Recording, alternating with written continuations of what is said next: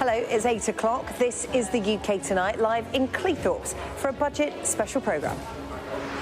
Coming up, £40 billion in tax rises and Labour's first budget for 14 years as the Chancellor promises to grow the economy, create wealth and improve living standards. Today it falls to this Labour Party, to this Labour government, to rebuild Britain once again. Broken promise after broken promise, and it is the working people of this country that will pay the price. Over the course of the next hour, we'll take a look at what today's announcements mean for you and your finances. Also ahead, the government says they're backing working people. Marked with a hike in national insurance contributions for employers, what does it mean for businesses up and down the country? Plus, as the Chancellor confirms a rise in the minimum wage, we'll take a look at whether this budget delivers for people on the lowest incomes. That's with our national correspondent, Tom Parmenter.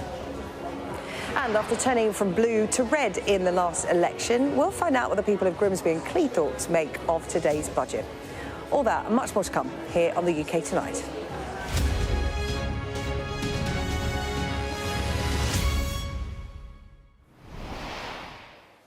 Hello, good evening. Live from Cleethorpes tonight, where a big swing helped Labour to their landslide victory back in July at the general election. Just 3 months on, today Rachel Reeves became the first woman to ever hold aloft that red box outside 11 Downing Street. The Chancellor promising to rebuild Britain with a budget that will see taxes increase by some £40 billion. The government say the money will be used to fund millions more for the NHS, house building and schools. But the Conservative leader, Rishi Sunak, accused Labour of breaking promise after promise. Our political editor, Beth Rigby, has our first report this evening. We've been waiting for this since the general election, the fiscal flesh on the bones of Labour's promise of change. The first Labour budget in nearly 15 years, a defining moment for Britain, delivered by the first female Chancellor. The Chancellor of the Exchequer. The scale and scope of Labour's plans are breathtaking. Reeves billing this her new settlement for Britain. The only way to drive economic growth is to invest, invest, invest. We must restore economic stability and turn the page on the last 14 years.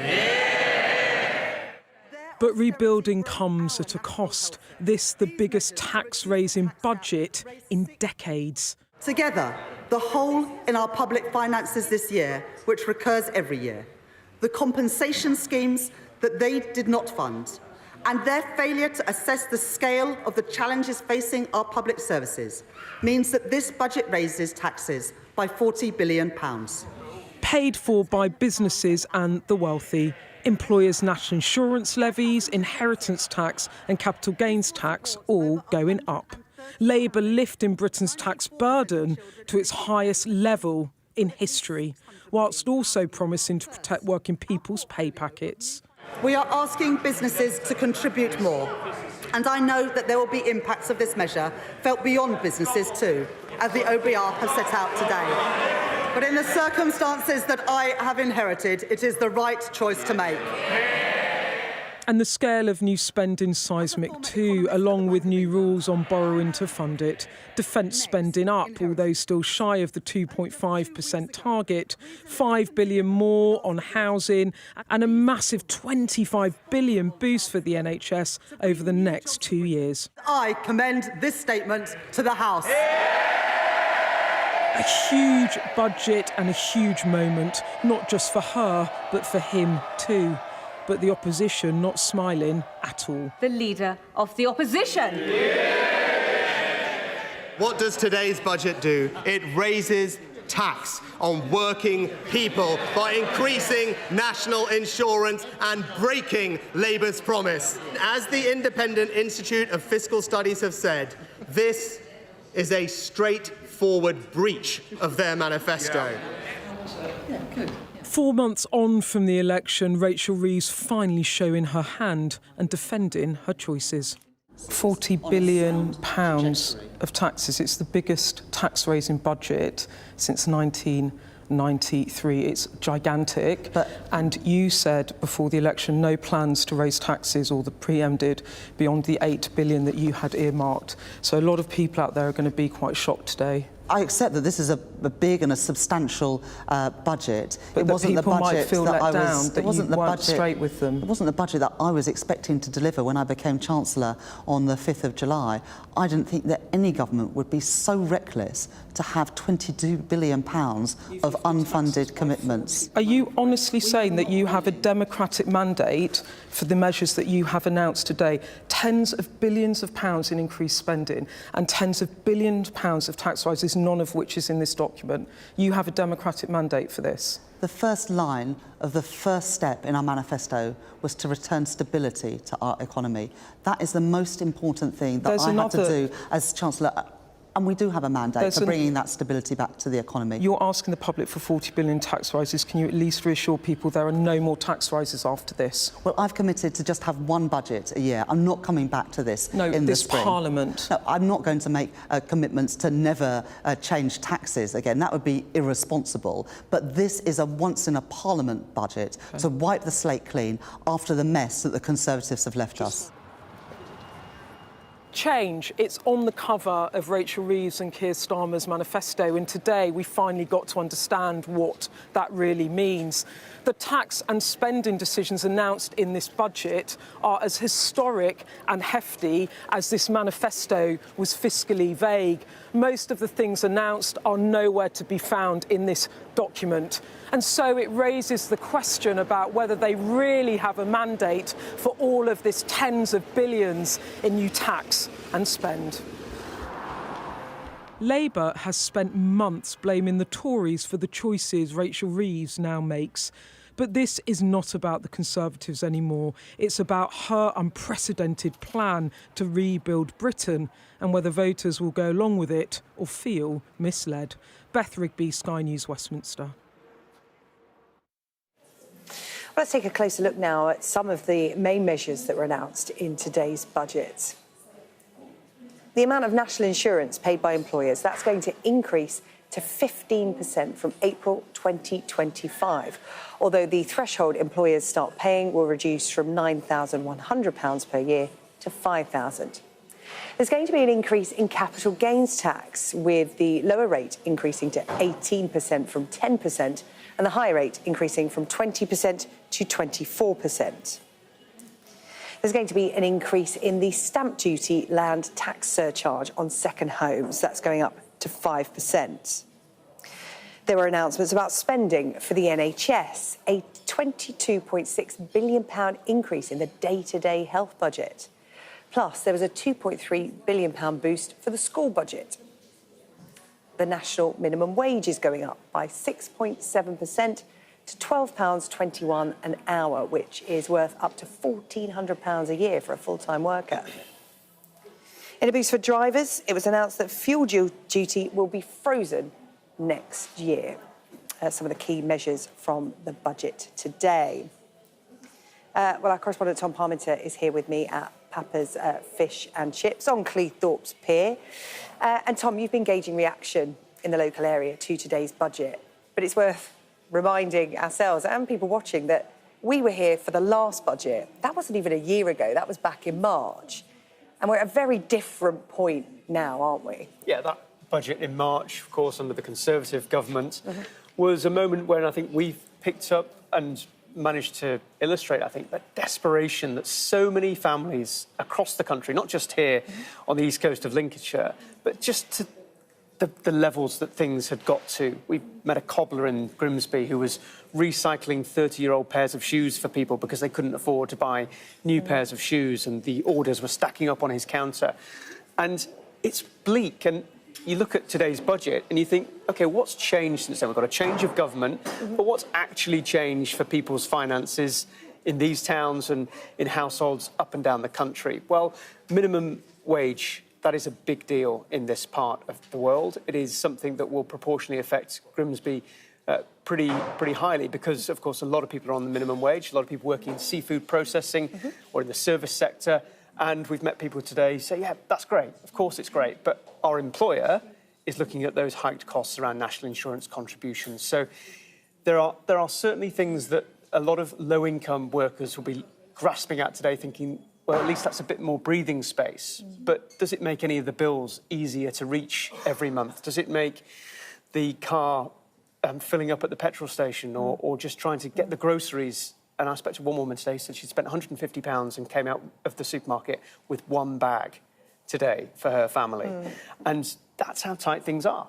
Yeah, and it doesn't matter what is said, you know, in the budget, it's how people feel in the days, weeks, months to come about their standard of living, the money in their bank account or in their pocket. It's worth reminding people what some of the key issues for the many people we've spoken to here in the local area, in Grimsby and Cleethorpes, what the key issues are for them, because cost of living was very high up the agenda, but there were other issues here too.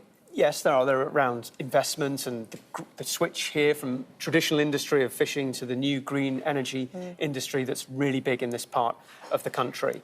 And a lot of people wanting to see that levelling up that the previous government had talked about, but really people didn't feel necessarily that it had been delivered. And Grimsby was even name-checked in the budget today by Rachel Reeves when she was talking about transport investments.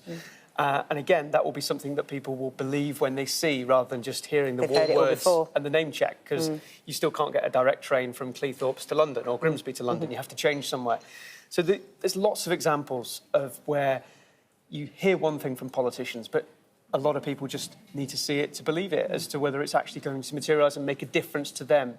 And while we talk about low-income workers, we've also been speaking to people who are in the middle somewhere as well. And while they, of course, welcome the measures around not tinkering too much with their income tax and their pay slips, they too are feeling that squeeze month in, month out, and going from a comfortable existence to one of survival. And that, again, repeated across the country and causes great deals of stress and anxiety and mental health problems and just fractious relationships in people's families. And so this stuff really matters. And what was announced today will help alleviate some of that for some people, but the vast, big problems that households face up and down the country are still very much in play. So today, here in Cleethorpes and Grimsby, we went to the People's Park, which is in Grimsby, a very nice park where people were just perhaps getting a bit of fresh air, taking in the events of the budget today, what it might mean for them and their family. And this is what people told us and what we found. This was the budget that claimed to back the workers. So in the People's Park in Grimsby, the verdict. For Brad, on a minimum wage, it's a 6.7% pay rise. It's great for me because obviously someone on minimum wage means I'm earning more, can afford to do more. Obviously being my age, I'm 23, maybe actually looking to rent my own house and things like that. It's going to increase people's motivation to work. Even people who aren't working, maybe they're going to want to work more. Karen teaches, so is somewhere in the middle, but still feels the strain. I'm struggling. I'm really struggling. You know, as a family, we've talked about Christmas this year, what we're not going to do, rather as opposed to what we are going to do, because we're all struggling, you know. So the middle people, I think, get ignored a lot of the time. Vanessa, like many grandparents, has given up work to help her daughter save on childcare costs. She doesn't buy the Chancellor's pitch of protecting the working people. I am disappointed that they do seem to be targeting the working man. It's like putting up the minimum cost of the bus fares from £2 to £3. People that go to work have got to still get to work, and it's taking money out of their pocket to get there. The government would say that rise unlocks investment to transport in places like Grimsby. But what really matters is the money people have now. It's a mixed picture. The very lowest paid in society are better off. No doubt about it at all. £1,400 for someone on a minimum wage a year. That's a big deal. Those on lower incomes, mixed picture. Middle incomes, mixed picture. Probably more take than give. Those on higher incomes, I'm afraid you're going to have to dig deep into your pocket for this one. There are middle-income strivers all over the country, like the Matthewmans in Essex. Busy parents with good jobs. Ahead of the budget, they mapped out where every penny of their income goes, and it's tight. They can't see anything from the Chancellor that alleviates their pain. Nothing's changed. We are exactly the same as we were yesterday. So, yeah, we'll just carry on as we are with our spreadsheet and tinkering away at it and, you know, getting the most out of our money that we can. So like households across the nation, it's back to the spreadsheet to work out where this budget leaves them and how they'll pay next month's bills. Tom Parmenter, Sky News. Well, this was a bold budget, and while Rachel Reeves says it was all about choices, Rishi Sunak hit back, saying it's not what was laid out in Labour's manifesto. So is this what people voted for?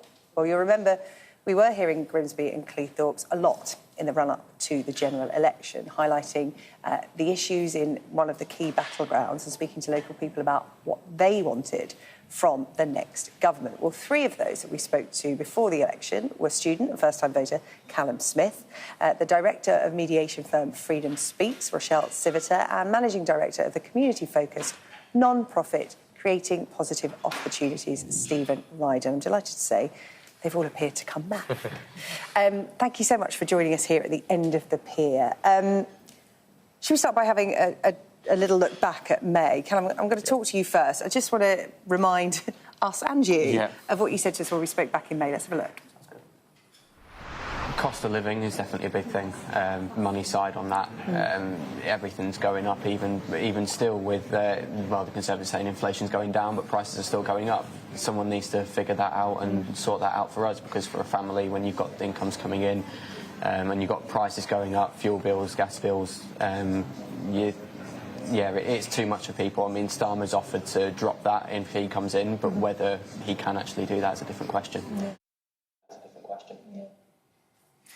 So they were some of your questions and concerns straight after the election. How are you feeling today, having heard the budget? Has it answered any of those concerns? Not really, because we can't tell just of now. It sounds as if prices are going to still keep going up. But until it actually happens and until we actually figure that out and see the effects of what he's putting in place with all these tax rises and cuts of costs, we can't really call it. The concern's definitely still there. I mean, if everywhere you look, prices are still going up, and you can't hide from that, and you can't say, no, that's not going to happen. Even with putting all of these new procedures in place, we don't know what's going to happen. Yeah, it's a good point, because often, you know, something might not be mentioned in the budget, but such as the effect of the budget, the ripple effect on things like interest rates and the like for first-time buyers, we have to wait. It's been described in a nutshell as a budget for young people. Young working people have come out of this budget rather well. Would you agree with that? Yeah, I think so. There's at least some consideration for young people. I mean, when we were looking at the last budget, when we spoke before, there was absolutely nothing for us. I mean, we were kind of talking before and trying to find scrapes of something that I could talk about, because there wasn't anything that I could relate to personally. But now we've at least got things for free school meals. We've got schools being rebuilt. That's all positive things for us, and things that we were looking for with a Conservative government that Labour may actually be able to offer for us. Yeah, and something for the younger workforce as well, in terms of the rise in the national minimum wage. Because, of course, we speak to so many young people who are still living at home and saying, how can I possibly save to sort of move out of home, you know, renting, never mind buying, without some kind of way of saving? Yeah, at least that's gone up. I mean, the pay was abysmal before. I don't remember, £8 an hour or something, maybe even lower than that. You can't really do anything off that. I'm quite lucky with the job that I get, where I'm paid the same as a normal adult, but that's because I've had to gain a qualification. But people on apprenticeship wages, they can't do anything with that. It's absolutely shocking, and I'm thankful that that's actually gone up now. OK. Rochelle, here's your best bits, as it were, from May. Let's remind ourselves of what you said when we last spoke.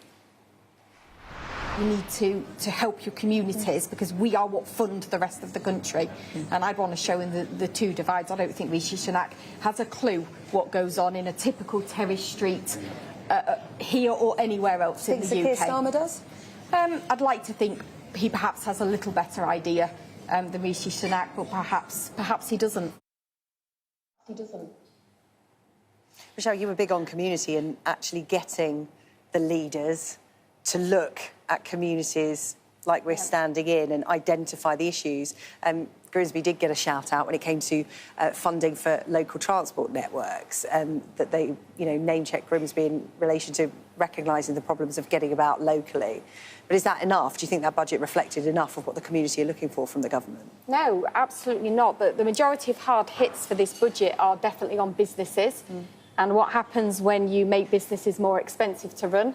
You increase minimum wage, you increase the employer's national insurance contributions, it gets passed on to the consumer. Everything's just going to go back up, which means everybody, whatever class you sit yourself in, whatever type of house you live in, will go up. It, of course, affects the poorest in our communities the most. I mentioned Rishi Sunak in my interview previously. Well, I'd say Keir Starmer doesn't have a clue now, I think. OK. Stephen, should we have a look at what you told us, and then you can talk to us about whether you've moved any since May? Here's what Stephen Ryder said to us a few months ago. Deprivation's a massive issue. Poor housing stock, you know, really out of date. Schooling, especially schooling for people who've got additional needs, people who sit outside of mainstream. Schooling's going to be a big issue for me anyway. You know, I fundamentally don't agree with 20% VAT on school fees. I think that's going to make the situation worse, not better. That'll be a massive issue for people in my family. But I agree, I think investment in the future. Stephen, what's your reaction to the budget, having reflected on what you said back then? They did address issues like schooling and housing in the budget today. Sure. Unfortunately, one of the election promises that they didn't break was the VAT on school fees. That's been confirmed today. I think, as I referred to earlier, it's a misconception. I think there's a sort of stereotypical view that the sort of Eatons and Rodines are going to be hit really hard by that. That's not going to be the case. You know, you'd like to think the Chancellor would understand how VAT works, but that's clearly not the case either. So the richest schools who've got massive capital projects will be reaping back, you know, VAT costs on that. The schools that are going to be hit are those that provide schooling for service children, diplomatic children, children with special education needs, those schools that don't have massive capital projects. Those are the ones that are going to find it really, really difficult to look at.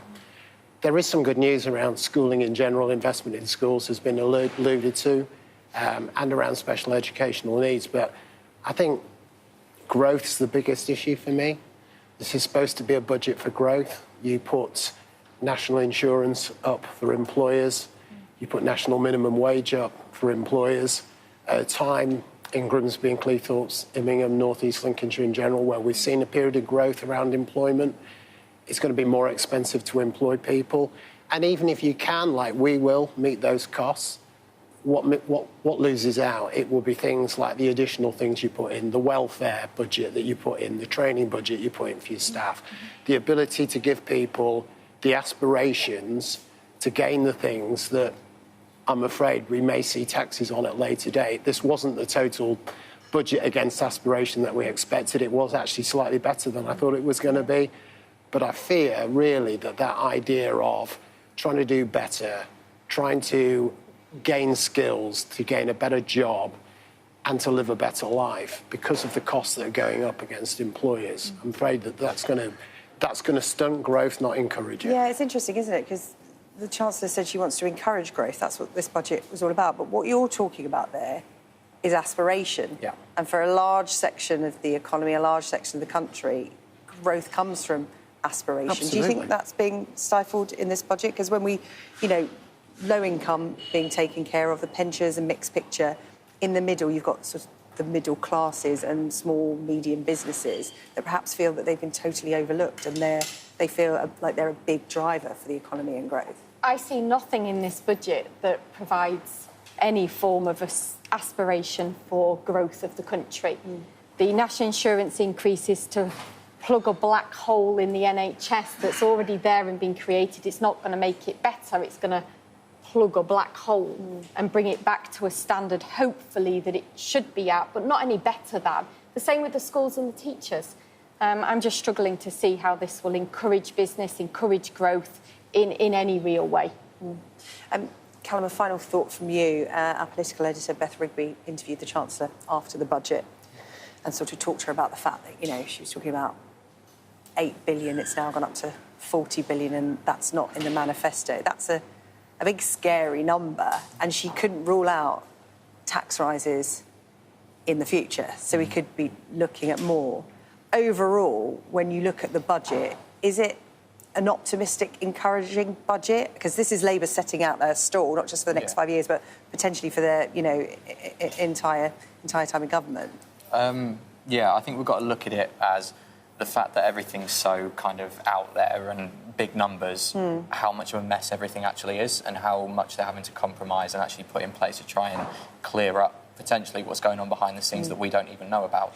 I mean, a lot of the stuff they're not going to tell us, and I think the fact that they're having to come up with these out there ideas that are going to affect a lot of people that in an ideal world they're not going to want to do shows that they are wanting change in the economy, and the way to go about that may be very, very kind of scary, kind of big numbers. OK, Callum, Michelle, Stephen, really good to see you again. I'm sure we will talk in the future. Thank you very much for coming back to speak to us. Really appreciate it. Thank you.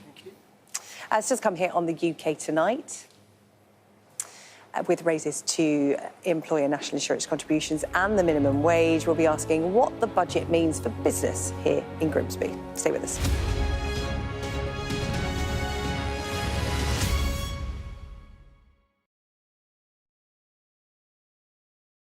We're rolling. Welcome to the world. Our new podcast, starting now. It's very exciting. Every week, we'll be reporting from the world's trouble spots. We get to hold those in positions of power accountable, and we get to ask the questions that the audience, the listeners, want to know about. And that's why it is so important that people tune in, come along for the road, come along for the journey. It'll be fun.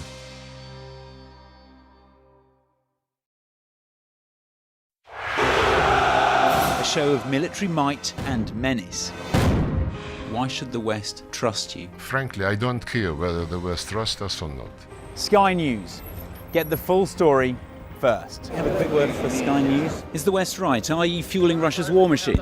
American journalist Evan Gershkovich is on trial here, but was first on display. I'm Ivor Bennett, Sky's Moscow correspondent. Trust in politics is at an all-time low. What's going wrong, and can we fix it?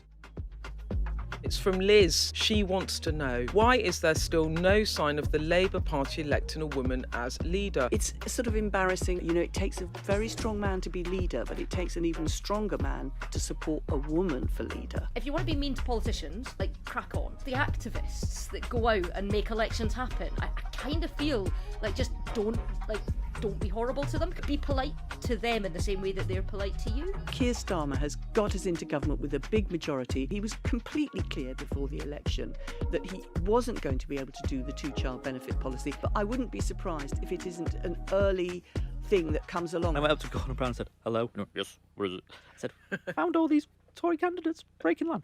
Let me see it. This is brilliant.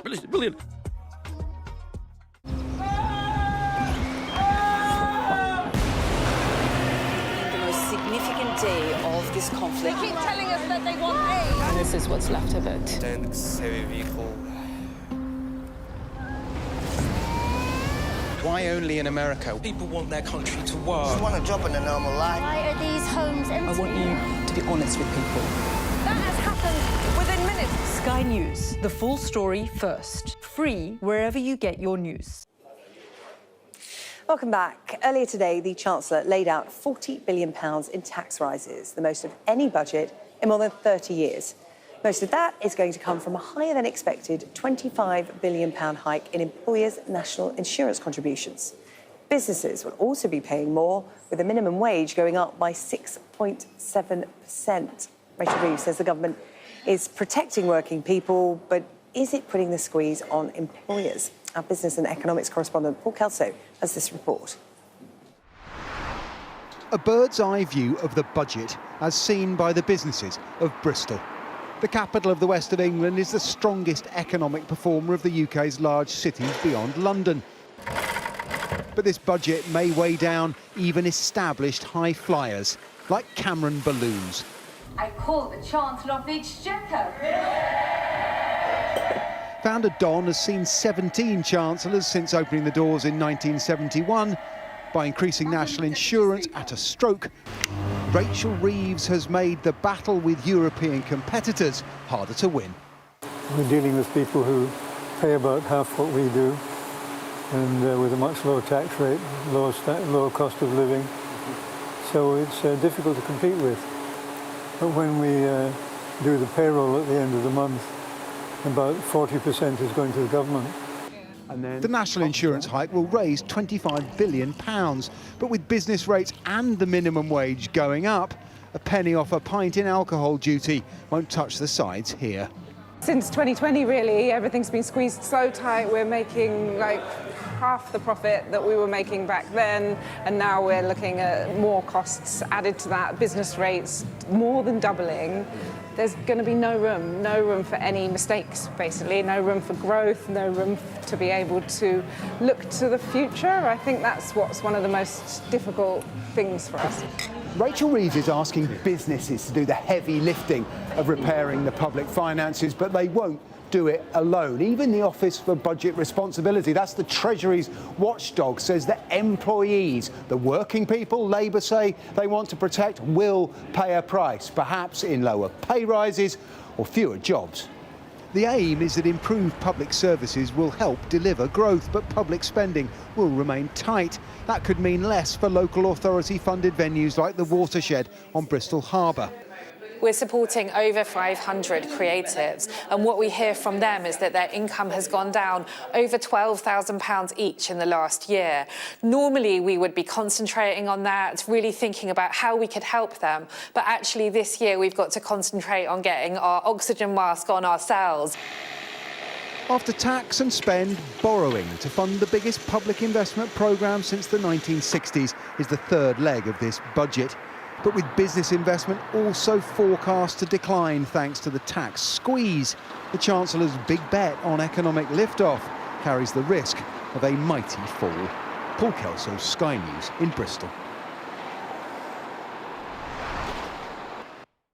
This is here in Grimsby and Cleethorpes made of today's budget. I'm joined by owner of the Salon Masters, Rashida Green, and the owner of Relo Estate Agents, Guy Moore. Good to see you both. The Chancellor in the budget said, we're asking business to contribute more. And by more, she meant over half of that £40 billion. Might be something that, you know, big businesses can absorb, but we're looking at small to medium enterprises here in Grimsby. Rashida, can you absorb that kind of increase? I don't know if luckily is the word to use, but I'm a sole trader, and so at the moment that's not instantly on my mind. But I've been running my business in this town for about 10 years now, and in that time I've collaborated with some fantastic small businesses, a lot of whom have had to make some really difficult decisions over the last few months, years, and cut down or even close down to a great extent. I was talking to my friend Nick, who runs Riverhead Coffee locally, and she's going to feel the impact of this because they've got, you know, employees, they try to do right by them. Of course. Great news for the people who are working for them, but how is that? I mean, the only thing we can hope is that that brings more spending power in and businesses make a little bit more money, but at the moment it's very much a cross your fingers and hope. Do the announcements today make you reassess what you're planning to do as a business? Because I'm sure that you want to grow and expand at some point. Absolutely, do you feel that that sort of ambition, that aspiration has been taken from you? In many ways, it's like it's trying to balance the scales at the moment, because the news for relief for small businesses in terms of, you know, getting premises and stuff, for example, in that sense, I feel a little bit optimistic that in the next year, maybe 2 years, I can do that. But at the same time, it's very heavily dependent on how the next year or two goes. You know, whether this plan that's laid out at the moment is actually going to do what they say it's going to do. So it's all precarious. I'm not disappointed in it, but I'm not popping balloons yet. Yeah, Guy, we have to see how this plays out, don't we? We're only, you know, a matter of hours on from the announcement. Yeah. We'll find out what's happening in the coming weeks, months, year or two. How are you feeling about the budget? Because we spoke on Monday, didn't we, on Monday night's programme? Yes. And you were cautiously optimistic. Cautiously optimistic, was the term you used. Yeah. How are you feeling now the budget's out? I feel like that kind of opinion is still with me. I think it was a bold well-measured, considered budget. I think there's a lot of tempered measures in there. No business is going to stand up and say that we look forward to extra costs, but we know how hard that the last few years have been, particularly on our employees. And I think any business has to stand back and say, you know, we need to invest in our people. We need to protect the investments we've made over the last few years. That's the thing, is a lot of people think, oh, business owners, awash with cash. But we're not talking about huge corporations here. We're talking about people that are entrepreneurs who have built a business, who employ 3 or 4 people, and, you know, sometimes they don't take a wage for a number of years. So there's not much wiggle room already. There isn't much wiggle room, but I mean, we very much know, like you say, this is potentially a long-term plan. And I think in order to see those great gains in the long term, we need a kind of balanced, measured approach now that helps drop those interest rates, return kind of confidence to investment, and particularly in our case, buying in the property market, which has been absolutely ravaged since the mini budget. So we've seen it done one way, where a budget that might be received favourably, but with poor planning potentially, can kind of undo the economy in a matter of hours. But I feel like this kind of approach, although it's not going to be celebrated in every corner, has more chance of returning confidence back to the economy. And I think on one hand, we can lament the extra costs that we're investing in our staff, but I think we need to be there to support them through difficult times as well. And it's very difficult to deny or bemoan that extra bit of money that might help get them through the difficult months and the difficult times, really. I get that. But some business owners will be like, who's here to support us? Yes. We want to support our employees, but of course, if they're paying more, they're going to have to make difficult decisions about taking new people on, whether they can give people pay rises, because of course the cost of living crisis, you know, people are coming in and asking for pay rises just to afford the basics. And we have got a budget calculator. It's on the Sky News app and on our website as well. So basically you can head there. I think there's a QR code coming up on the screen where you can put in all your figures, all your finances, and work out whether you are better or worse off after today's budget. You've both had a go. Do you mind if I ask you how you got on? Are you better or worse off after today? I'm slightly better off. I'm £20 better off. £20 better off, OK. Yeah. About £54 better off. Well, do you know what? We'll take that. We'll take that. That's it. We'll take a bit of optimism, right? Absolutely, yeah. Just before we go, a final thought about today's budget. Was there anything else that stood out from you? Because I know we're talking from a business point of view, but you are individuals as well, with families. You know, what else jumped out that will be good for you, or something you're slightly worried about? So, my home situation is that my elderly in-laws live with us as well. They're both pensioners. You know, father-in-law was in the police. So, in that sense, I'm glad the way that the pensioners' side of things has come out. They are slightly better off as a result of it. And God knows they put the work in for it, you know. In terms of, like, I've seen my children are 14, 9 and 4. And in that time, I've seen such a massive up and down, mostly down, of how family support has been, how much family support has been out there. So all the thing about the breakfast clubs and everything, it's all just, I feel provision tripling. Yes, which is a huge that's commitment. it. And it's, you know, for working people, especially if they're willing to work more, that's a huge boost when you don't have to worry about that kind of thing. So there's definitely great bits about it. It's whether those great bits are enough to tide us over until, in general, the growth happens. Guy, quick one from you. I think that message of invest is great for us. And in particular, if anybody is worried about percentage-based tax and things like capital gains, invest in small towns like Grimsby, you know, where you're not paying that much on sales, where you're not paying that much on those purchases. Take that money out of the big cities where you may feel those hits a bit more and come to towns like ours and spend it. There you go, flying the flag for investment in Grimsby. I love it. Guy Moore and Rashida Green, thank you for your time this evening. Really appreciate it. Still to come here on the programme, we're going to be joined by a group of students to find out what the budget means for young people.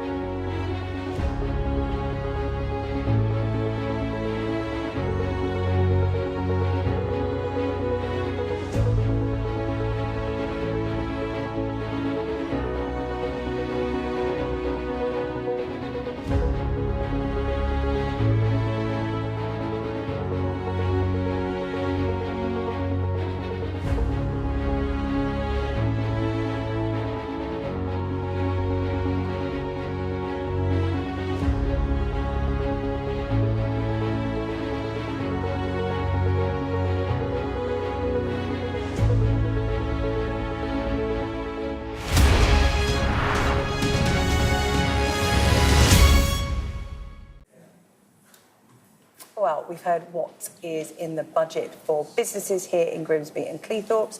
But was there anything in it for young people? I'm joined now by two A-level politics students at Franklin College in Grimsby, Oscar Grabinski and Ashley Carpenter. Hello to you both. Thank you. Thank you for coming to talk to us.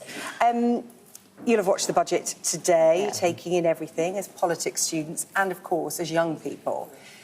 From what we've heard so far, for young people, particularly those in employment, this is a good budget for them. You're not yet in the world of work, you're still studying. So, Oscar, what was your reaction to what Rachel Reeves had to say today? Well, to be honest, it wasn't as bad as I was expecting, because in the past few weeks we've heard a lot about possibly going back to austerity, which wasn't what I got from what Rachel Reeves said. I was quite happy with the £22 billion for the NHS and also for the extra funding for education, especially for schools in struggling areas, for example, and for helping special needs students, especially, which is incredibly important because everyone deserves a fair chance at succeeding in this country. Yeah, SEND provision, 6% increase in real terms in funding, which for students and their families in mainstream education is really encouraging because we know how some families and students have to really fight to get that support. So that's a really good point, Oscar. Yes. I will also want to point out extra funding for renewable energies, which is a huge thing for North East Lincolnshire and Grimsby. A lot of people in college are aiming at going into those sort of industries, so it will certainly help with unemployment, especially for young people. Yeah. Ashley, what were your thoughts on the budget today? What jumped out at you as some good news? Very similar to what Oscar said, and also more investment in the NHS is very good, very important for me as someone who has a lot of family who works in the NHS. Yeah. And for renewables especially, I think it's so important as well because it's not just temporary, it affects not just us but the generations after us as well. And I think a lot of the budgets under the Tory government are focused on older generations, and I think it's nice to have something for us for once. Yeah. And, we've spent a lot of time here in Cleethorpes and Grimsby, and renewable energy is the changing face of this part of the UK, right? A lot of it's based here, and the hope is that the provision here will provide job opportunities for young people like yourselves. And I understand you're discussing this a lot at college, Ashley. So is this something that, what are young people saying about it? I think what a lot of our teachers say is you might not be considering a career in renewables yet, but a lot of people don't realise how many job opportunities there are in renewable energy. Yeah. And you don't just have to be an engineer. Yeah, exactly. You could work for PR and all sorts. So I think there's a big push from our teachers to get us interested in that, which I think is important here. And I think GB Energy and all the other renewable energy stuff will really help the community and provide more jobs. Yeah. You guys got one-eyed very much on the future because, of course, it is yours. Oscar, Grimsby did get a mention in the budget about transport, and there's been a lot of talk about, you can't get a direct train from Grimsby to London or Cleethorpes to London, you've got to change at Doncaster or Sheffield or whatever. But she was specifically talking about the local transport network, trying to get around in this part of the country in East Lincolnshire. What is that like at the moment? Would that be welcome support? Because presumably, you guys might not be driving, you have to get around by the bus and train, right? Absolutely. A lot of people rely on public transport, especially those who can't afford cars or can't afford fuel. Yeah. Which, I got a bit mixed signals from Labour, to be honest, because they announced, the bus cap raising to £3 from £2.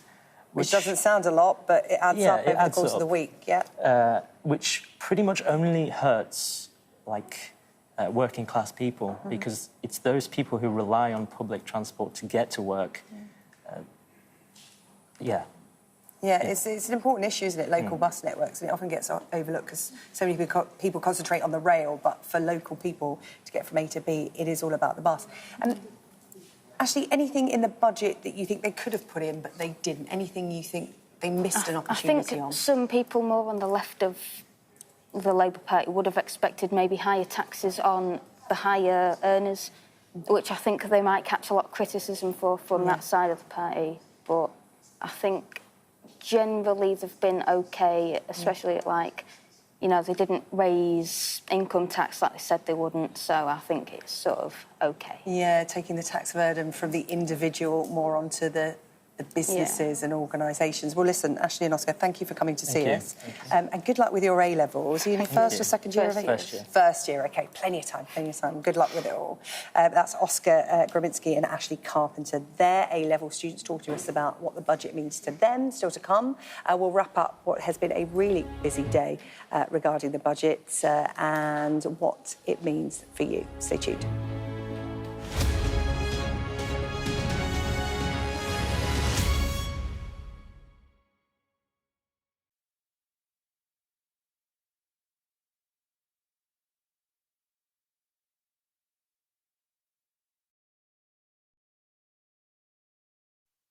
Are you ready to make your voices heard? As America votes, Win, win, win, win.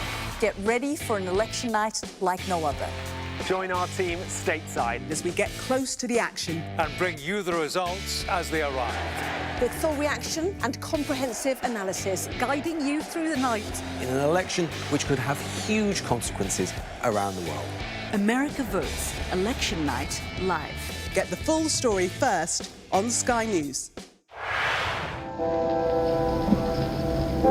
I'm Stuart Ramsey, and I'm Sky's chief correspondent.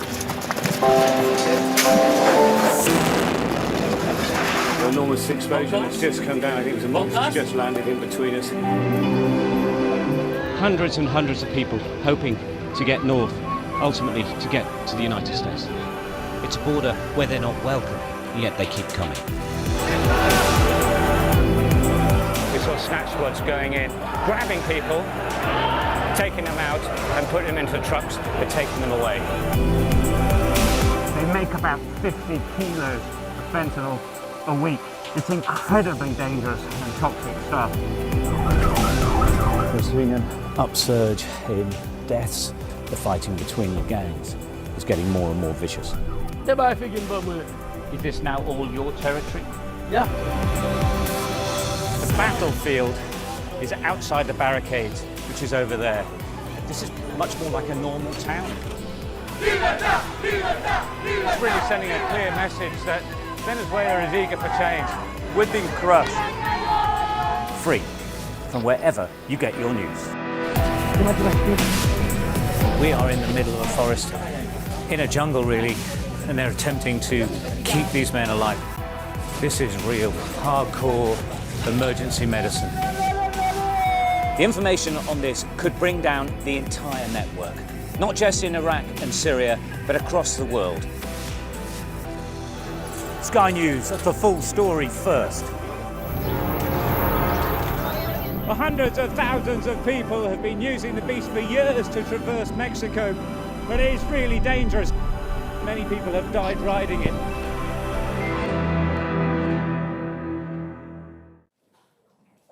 Well, it's been a really busy budget day here in Grimsby and Cleethorpes. We've been gauging reaction to this first Labour budget in more than 14 years. Let's take a listen back to what some of the people have been telling us here today. So Keir Starmer coming here for that leaders event saying, I'm going to focus on communities like this one to give you what you need. Yeah. First, I was excited to hear that, and it actually changed my vote. Yeah. Because I'm in a community space and I wanted to do the best for people here. So I'm hearing families where parents are moving in with their children so that they're just going to heat one house this winter. Because, of course, winter fuel allowance. Winter fuel allowance cuts are crippling people. Yeah. Winter hasn't started yet.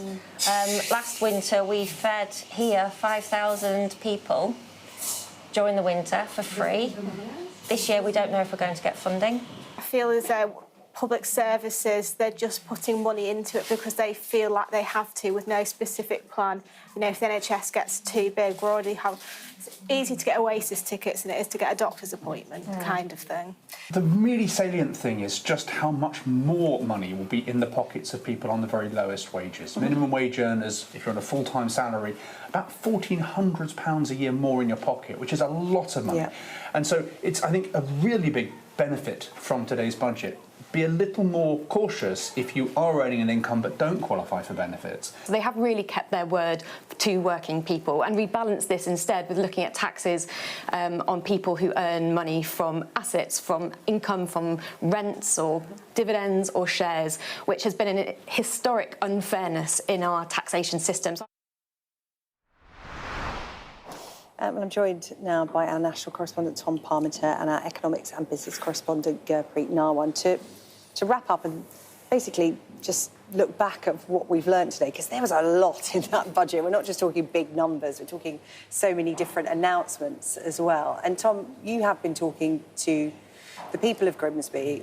What is the overall feeling about this? Are they better off, do you think, going into the course of the next couple of years?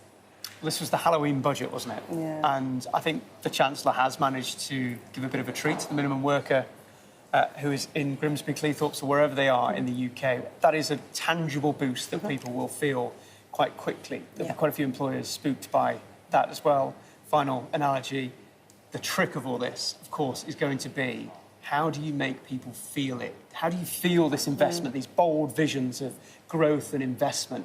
How do people feel that? Because that is the conundrum of politics, isn't it? How do you make all the things that you're working on a piece of paper translate to communities up and down this country where stuff feels like it's not working, whether it's the immigration system, whether it's transport, whether it is a grimy city centre that you've got to go into and it just doesn't feel safe. All these things contribute to a country where a lot of people say it just doesn't feel like it's working. And I put that to one of our audience members who joined us in the town hall in Grimsby in June, just before the election, with Sunak and Starmer on stage, Sharon Westerman. She works in the social care sector here in Lincolnshire. And I said, what have you made of the first 100 days plus of the Labour government? And she gave me one word. Can you repeat? I was going to say, can you repeat it on air? OK, shambles. We can go with that. OK. So this is about delivering and trying to show people what they're going to do, but people have to feel it. OK, Gurpreet, £40 billion. That's a big number, and over half of it coming from business. So how's the business community feeling in the wake of this? Yeah, it's a huge number. The biggest tax rising budget since 1993, and over half of those tax rises are going to be levied on businesses. The big one was national insurance contributions. The rate is going up to 15%, and crucially, the threshold as well is being lowered to £5,000. And that combined with the national minimum wage going up as well, not just for the over 21s, but also for younger workers. I think a lot of businesses here will be scratching their heads thinking, well, how am I going to pay for that? And if we're thinking about how they're going to pay for it, well, some businesses, I think, warning that they're going to go bust. Others are just going to have to absorb it. And then it's probably going to be passed on to workers in the form of lower wages. That's something the Office for Budget Responsibility pointed out today, and it's often the lowest workers who really bear the brunt of that. So it's going to kind of translate into lower incomes as well. But when we're talking about the national minimum wage here, it's actually going to be really beneficial because about 15 to 18% of people in Grimsby are on the national minimum wage. That's about 3 times the national average. So there'll be real winners in terms of the workers, and that's something the Chancellor pointed out earlier today, that actually a lot of those national insurance contribution increases that might pass through into lower wages will be offset by the national minimum wage. I think overall, big tax increase in budget, but people will be thinking, well, are my public services going to be improved as a result of that? What is that money actually being used for? And there, what we got from the Chancellor was something quite interesting, which is that public spending is going up this year. But in subsequent years, that envelope is looking a lot thinner than it is this year. And there are implied cuts to unprotected budgets, things like local authorities, prisons and courts. So it feels a bit like the Chancellor's kicking the can down the road to subsequent years. Unless we get more economic growth, she's either going to have to follow through with those cuts or increase taxes even more. Tom, what sense are you getting from people? Are people patient? Because we're going to have to wait to see. I mean, you talked about that quick effect of more money in people's pocket if they're on the minimum wage, Gurpreet. But the effects of the budget will have to wait months, maybe years for that to take full effect. And also public service change, spending for that to take effect. People you're talking to, have they got patience? No, because they've lost faith in politics and the political system that they feel is just not relevant to their lives because they've had, whatever the colour of government, successive disappointments around whatever part of their life the politics relates to. And you talk about the minimum wage. Yes, that's great for a lot of people, particularly young people here. but then you've got those bus fares nudging up by 50%. And so you're offsetting, and the push and pull of economics means that they give with one hand and take with the other. I was just about to say that, Tom. You took the words right out of my mouth. Tom Palmer, thank you, Gurpreet Narwan. Wrapping up our coverage here from Grimsby and Cleethorpes on this budget special here on the UK Tonight. You can catch up on the highlights on the webpage. Up next, it is The World with Yalda Hakim.